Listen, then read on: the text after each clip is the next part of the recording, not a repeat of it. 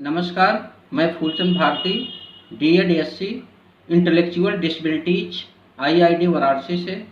मैं DED SC ID second year semester 4 के common paper inclusive education के unit 1.4 पर चर्चा करूंगा।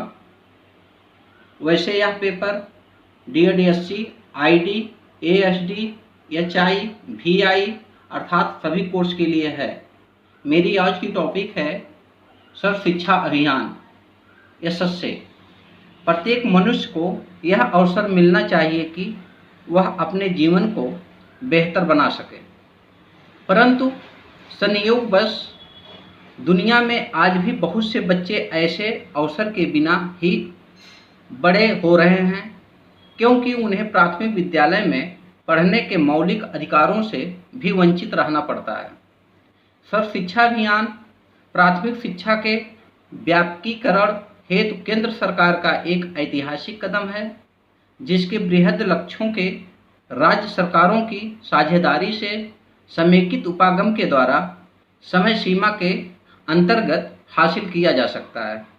इसे संपूर्ण राज्य में लागू किया जा रहा है, जिसके अंतर्गत अन्य सभी व्यापक सरकारी शैक्षणिक कार्यक्रमों को भी सम्मिलित किया गया है। सर्व शिक्षा अभियान का यह दावा रहा है कि वर्ष 2010 तक 6 से 14 वर्ष आयु वर्ग के सभी बच्चों को उपयोगी एवं गुणवत्तापरक शिक्षा प्रदान करते हुए देश में प्रारंभिक शिक्षा के चेहरे को बदल दिया जाएगा। सर्व शिक्षा अभियान विद्यालय प्रणाली के प्रदर्शन को सुधारने की आवश्यकता की पहचान करने तथा समय सीमा के तहत समुदाय अधिकृत गुणवत्तापरक प्रारंभिक शिक्षा प्रदान करने का एक प्रयास है। यह कार्यक्रम लैंगिक एवं सामाजिक अंतराल को कम करने का भी प्रयास करता है। भारत के भूतपूर्व प्रधानमंत्री स्वर्गीय श्री अटल बिहारी वाजपेयी जी सर्व शिक्षा अभियान योजना के प्रेरणेता रहे हैं, जिसका उद्देश्य नामांकन, अवधारणा तथा शिक्षा की गुणवत्ता को सुधारना है, जिससे बच्चे उपयुक्त श्रेणी स्तर की शिक्षा प्राप्त कर सकें। इसका उद्देश्य लैंगिक असमानता को समाप्त करना तथा विभिन्न सामाजिक वर्गों के बीच के अंतर को कम करना भी है।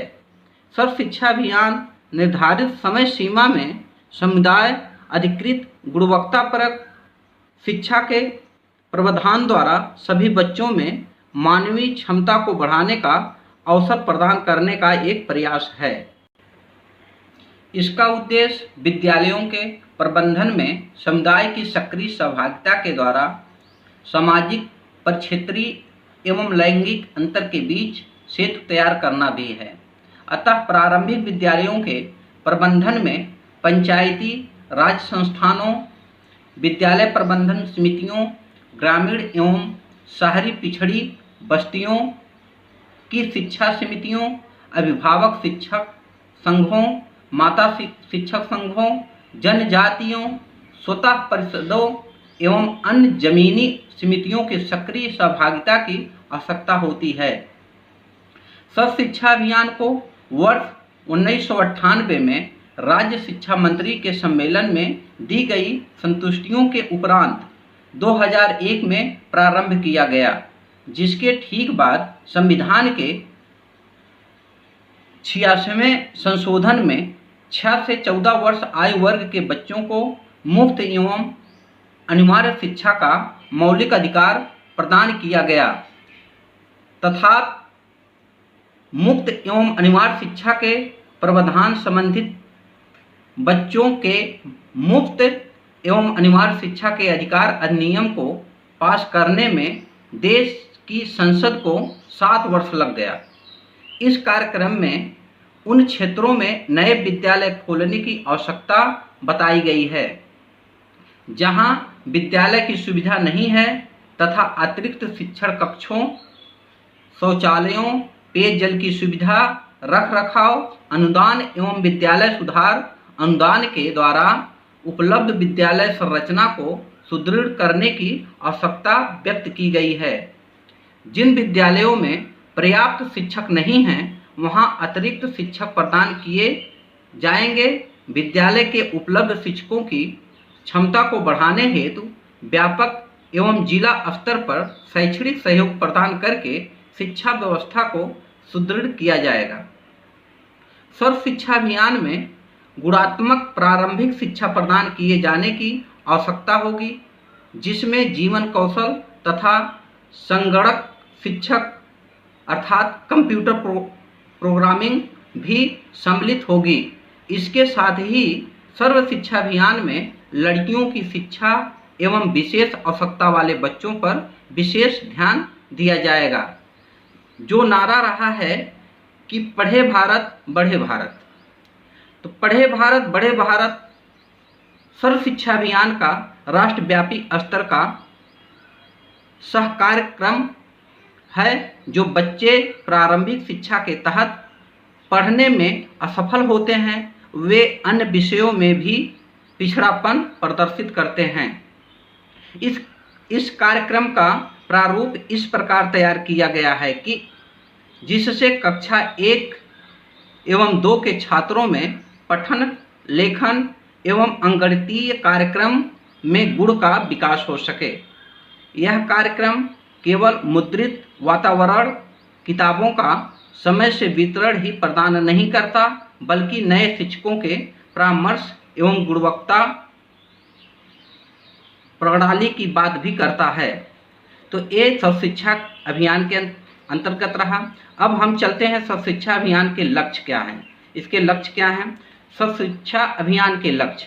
सर्व शिक्षा अभियान निर्धारित समय सीमा के अंतर्गत प्रारंभिक शिक्षा के वैश्वीकरण को प्राप्त करने हेतु भारत सरकार का एक प्रमुख कार्यक्रम है, जिसके लिए भारत के संविधान में 86वें संशोधन के उपरांत जारी शासनादेश के द्वारा 6 से 14 वर्ष आयु वर्ग के बच्चों के मुफ्त एवं अनिवार्य शिक्षा को मौलिक अधिकार प्रदान किया गया है।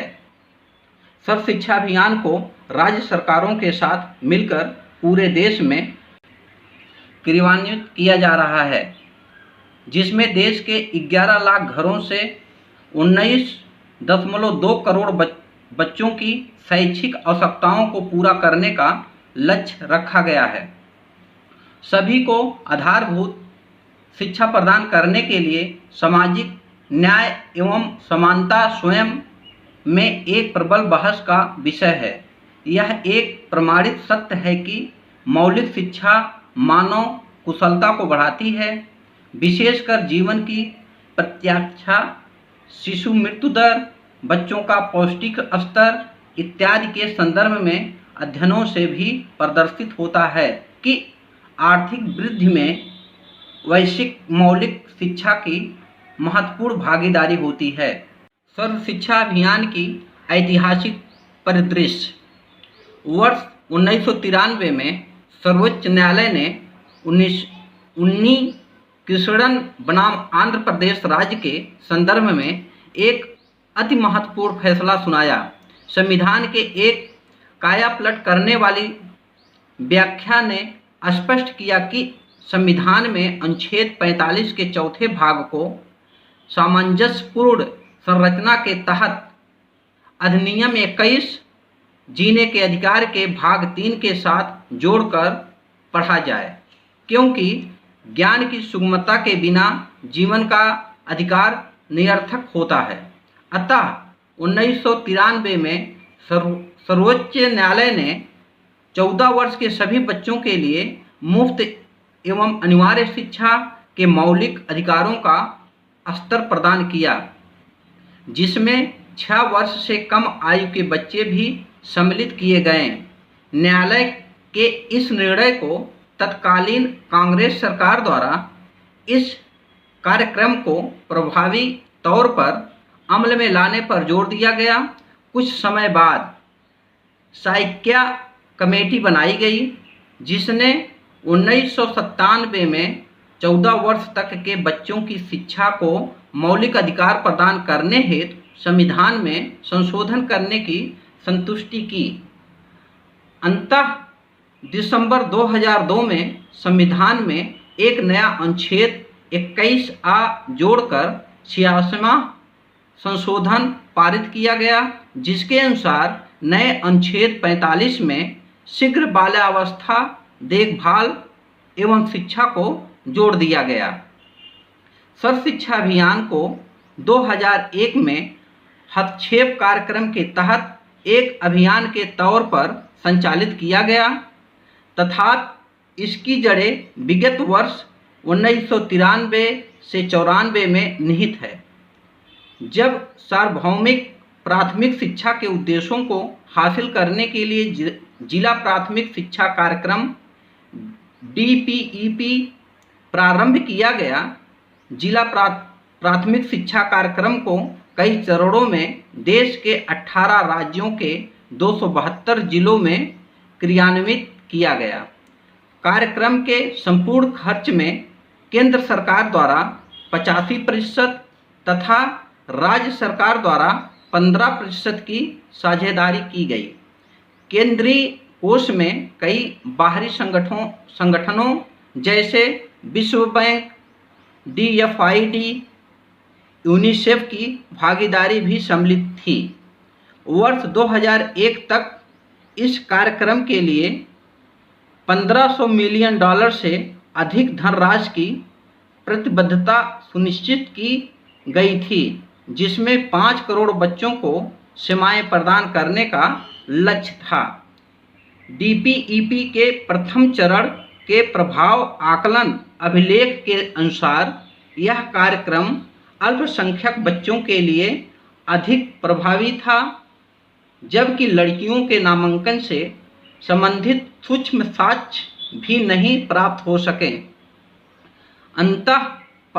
अंततः पाया गया कि DPEP में खर्च की गई धनराशि बेकार नहीं गई, क्योंकि इससे भारत में प्राथमिक शिक्षा कार्यक्रम के लिए एक नए उपागम की शुरुआत हुई। चलते हैं सर्व शिक्षा अभियान के लक्षण पर। सर्व शिक्षा अभियान के प्रमुख लक्षण। सर्व शिक्षा अभियान एक मिशन के तौर पर समुदाय की एक सक्रिय सहभागिता द्वारा सभी बच्चों को गुणवत्तापूर्ण शिक्षा प्रदान करने का एक प्रयास है। सर्व शिक्षा अभियान के प्रमुख एवं बृहद लक्षण निम्नलिखित हैं, जो इस प्रकार हैं। पहला है सार्वभौमिक प्रारंभिक शिक्षा हेतु समय सीमा पर निर्धारित एक स्पष्ट कार्यक्रम। दूसरा, पूरे देश में गुणवत्तापूर्ण प्राथमिक शिक्षा हेतु मांग के प्रति जवाबदेही। तीसरा है मौलिक शिक्षा के द्वारा सामाजिक न्याय को बढ़ावा देने के लिए अवसर।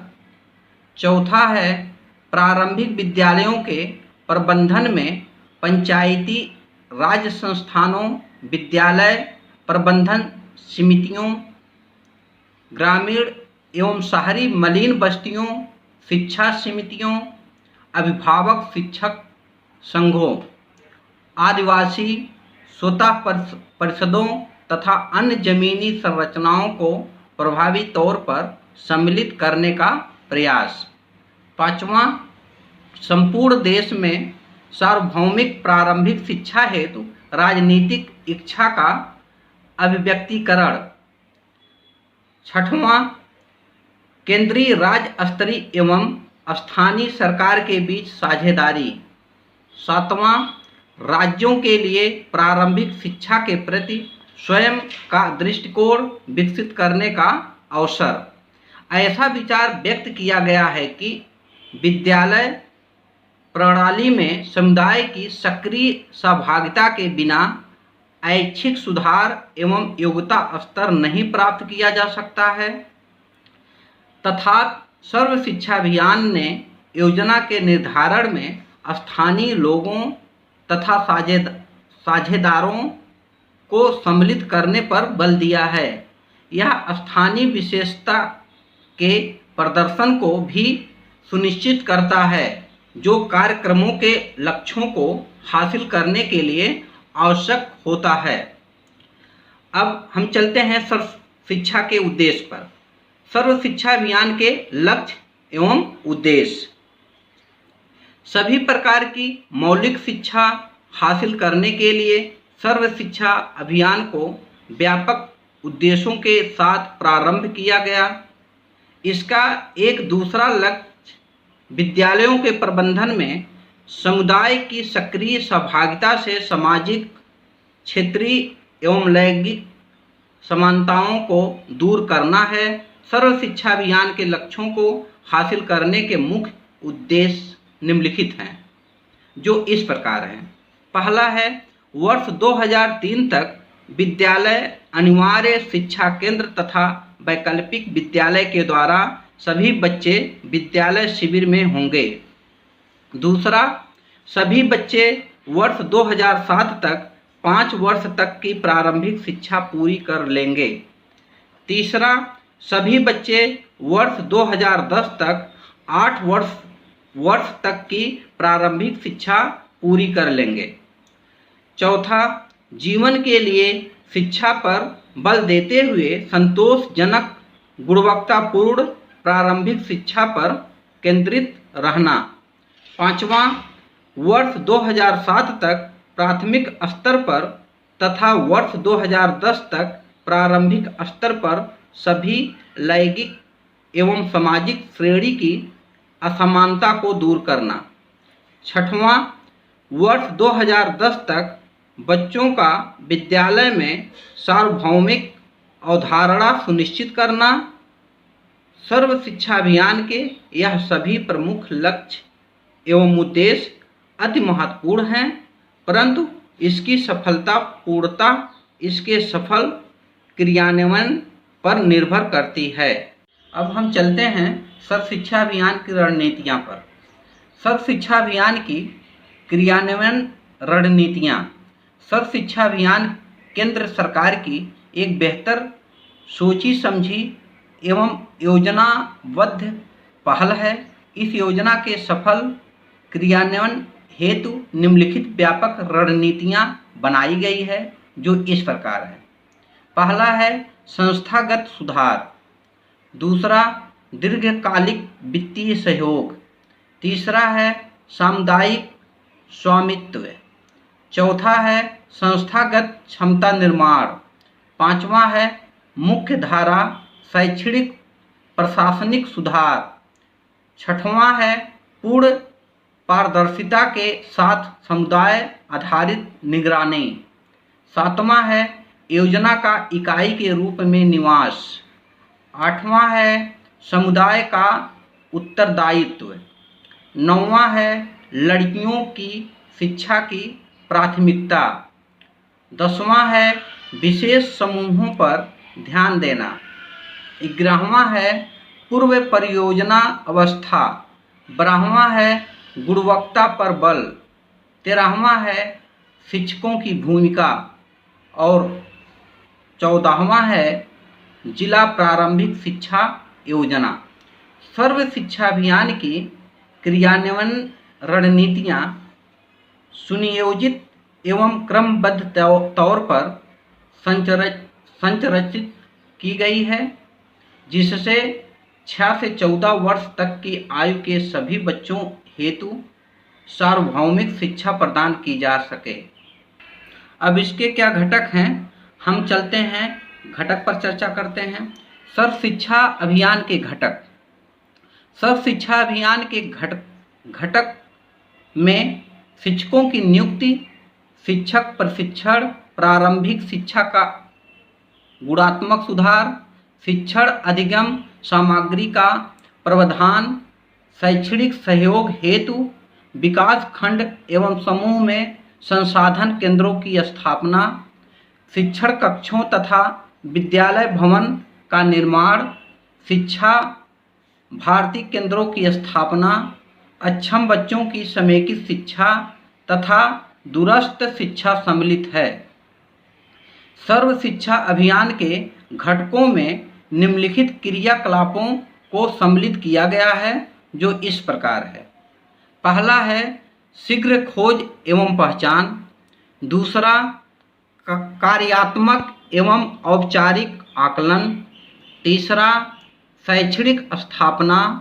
चौथा, यंत्र एवं उपकरण, 5वां सहयोगी सेवाएं, 6वां शिक्षक प्रशिक्षण, 7वां संसाधन सहयोग, 8वां वैयक्तिक शिक्षण योजना, 9वां अभिभावक प्रशिक्षण तथा सामुदायिक लामबंदी, 10वां योजना बनाना एवं प्रबंधन, 11वां विशेष विद्यालयों का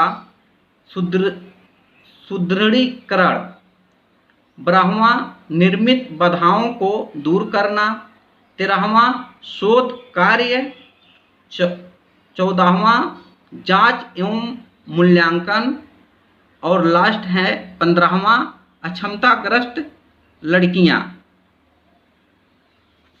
अब इसके बाद सर्व शिक्षा अभियान के साथ जुड़ी अन्य योजनाएं। इसके अंतर्गत इस संदर्भ में सर्व शिक्षा अभियान के साथ संचालित कुछ महत्वपूर्ण योजनाएं निम्नलिखित हैं, जो इस प्रकार है। पहला है मध्याह्न भोजन योजना, दूसरा समेकित बाल विकास परियोजना, तीसरा शिक्षक शिक्षा, चौथा पिछड़े समुदाय की लड़कियों हेतु आवासीय सुविधाएं, 5वां राष्ट्रीय बाल श्रम परियोजना, 6वां संपूर्ण संरक्षा अभियान तथा पेयजल मिशन, 7वां विद्यालय स्वास्थ्य कार्यक्रम। अब हम सर्व शिक्षा अभियान के क्या मानक हैं उस पर चर्चा करते हैं। सर्व शिक्षा अभियान के हस्तक्षेप हेतु मानक। सर्व शिक्षा अभियान के क्रियान्वयन हेतु कई दिशा निर्देश तैयार किए गए हैं, जिससे प्रारंभिक शिक्षा का व्यापकीकरण किया जा सके। ये महत्वपूर्ण एवं आवश्यक हस्तक्षेप मानक निम्नलिखित हैं, जो इस प्रकार हैं। पहला है शिक्षक, दूसरा है विद्यालय वैकल्पिक विद्यालयी सुविधाएं, तीसरा है उच्च प्राथमिक विद्यालय, चौथा है शिक्षण कक्ष, 5वां है मुक्त अभ्यास पुस्तकें, 6वां है जन कार्य, 7वां है विद्यालय भवन का रख रखाव एवं मरम्मत, 8वां है अनिवार्य शिक्षा योजना को नियमित विद्यालयों में स्तरोन्नयन करना, 9वां है उच्च प्राथमिक हेतु शिक्षण अधिगम उपकरण, 10वां है विद्यालय, 11वां है शिक्षक अनुदान, 12वां शिक्षक प्रशिक्षण, 13वां राज्य शैक्षणिक प्रबंधन प्रशासन एवं प्रशिक्षण संस्थान, 14वां सामुदायिक नेताओं का प्रशिक्षण, 15वां अक्षम बच्चों हेतु प्रावधान, 16वां शोध मूल्यांकन पर्यवेक्षण एवं जांच, 17वां प्रबंधन व्यय, 18वां अभिनवीकृत क्रियाएं, 19वां विकास खंड संसाधित केंद्र, 20वां विद्यालय के बाहर के बच्चों के लिए हस्तक्षेप और लास्ट 21वां प्रारंभिक क्रियाएं। देश में 6 से 14 वर्ष आयु वर्ग के बच्चों हेतु प्रारंभिक शिक्षा की सार्वभौमिकता को हासिल करने के लिए सर्व शिक्षा अभियान के क्रियान्वयन हेतु यही व्यापक एवं प्रमुख दिशा निर्देश है। इसके सफल क्रियान्वयन द्वारा ही सर्व शिक्षा अभियान के उद्देश्यों को पूरा किया जा सकता है। आज हम लोगों ने इस लेक्चर में सर्व शिक्षा अभियान के लक्षण को, ऐतिहासिक परिदृश्य को और इसके लक्ष्य को और उद्देश्य को इत्यादि के बारे में चर्चा किया गया। अब हमारी आज की टॉपिक यहीं पर समाप्त होती है। इस टॉपिक से संबंधित प्रश्न आप लोगों के परीक्षा में पूछे जा सकते हैं, इसलिए मैं आप लोगों को असाइनमेंट के रूप में लिखने के लिए कुछ प्रश्न दे रहा हूं, जो इस प्रकार है। पहला प्रश्न है, सर्व शिक्षा अभियान क्या है? आप अपने शब्दों में लिखें। दूसरा प्रश्न है, सर्व शिक्षा अभियान की ऐतिहासिक परिदृश्यों का वर्णन कीजिए। और तीसरा प्रश्न है, DPEP, DFID, UNICEF और SSA का फुल फॉर्म लिखिए।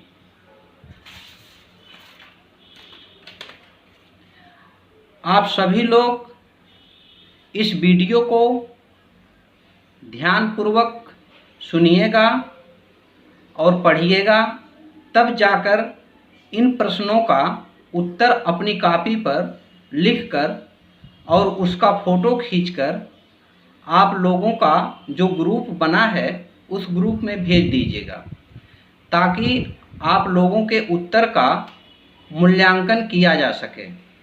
इसके अलावा भी अगर आप लोगों को कोई प्रश्न पूछना है तो आप लोग फ़ोन के माध्यम से पूछ सकते हैं। धन्यवाद।